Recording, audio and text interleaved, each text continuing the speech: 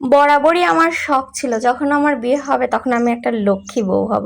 তো আলহামদুলিল্লাহ দিলে সেই শখটা আমার পূরণ হয়ে গিয়েছে। আমি তো লক্ষ্মী বউ হয়েছি, সাথে একটা লক্ষ্মী জামাই এবং একটা সুন্দর পরিবার পেয়েছি। যাই হোক, আজকে ঈদের দিন, সবাইকে ঈদ মোবারক।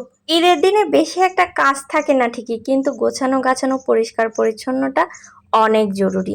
আর আমার এই জিনিসটা বরাবরই, এবং আমার শাশুড়িরও, মানে ঘর পরিষ্কার থাকতে হবে এবং খাবার দাবার পরিপাটিও থাকতে হবে, এবং ঘর বাড়ি ক্লিন করে নেওয়া হচ্ছিল। আমার ঘরটাই লাস্ট ছিল, আমি সেটাও ক্লিন করে নিলাম। এবং একটা মাস রোজা থাকার পর ঈদের দিন সকালে যে সবার এত পরিমাণে ক্ষুধা লেগে গেছে কি আর বলবো। তাড়াতাড়ি কাজকর্ম সেরে আমরা সবাই খেতে বসে গেছি, যে প্রচুর পরিমাণে ক্ষুধা লেগে গেছে। পরিবেশন যে করব সেই টাইমটাও পাচ্ছি না যে পরিবেশনটা পারফেক্ট করে নিব। যাই হোক, ঈদের দিন সকালবেলা কিন্তু খিচুড়ি ছাড়া মোটেও জমে না। খিচুড়ি এবং গরুর গোস্ত আমার তো অনেক ফেভারিট, এবং ঈদের দিন সকালে এই জিনিসটা আমার অনেক পছন্দের। যাই হোক, কোক আর মিষ্টি তো থাকতে হবে, এটা বাধ্যতামূলক। আজকে ঈদটা সবার কেমন কাটলো অবশ্যই জানাবেন। Thank you for watching. আল্লাহ হাফেজ।